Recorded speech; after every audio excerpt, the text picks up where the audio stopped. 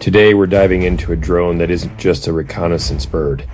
It's an AI-driven, stealthy, autonomous wingman built for the future of air combat.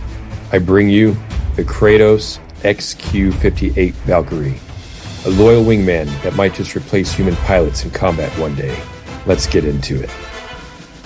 Unlike traditional UAVs, the XQ-58 isn't designed to sit back and observe. It's built to fight. Designed by Kratos Defense, this bad boy is a stealthy, high-speed combat drone meant to fly alongside human pilots in battle. It's autonomous, low-cost, and here's the kicker: it doesn't even need a runway.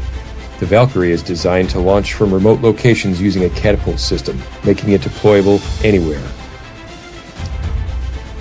It's not just flying solo either.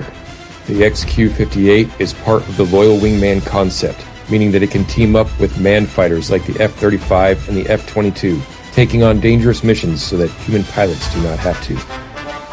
Modern air combat is evolving. The days of massive dogfights are fading.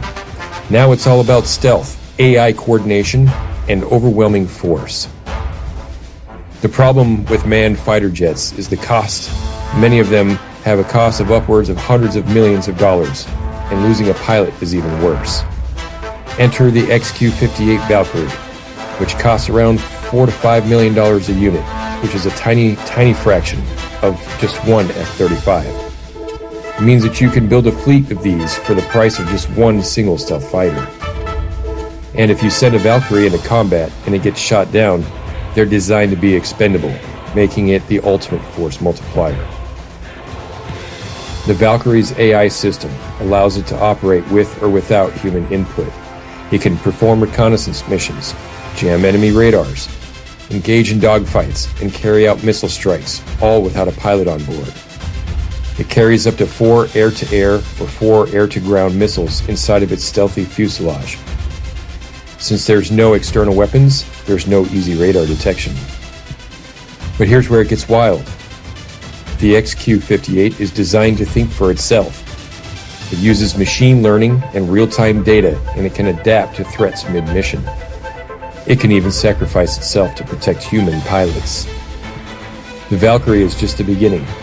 The U.S. Air Force is already looking at larger, deadlier versions under the Collaborative Combat Aircraft Program.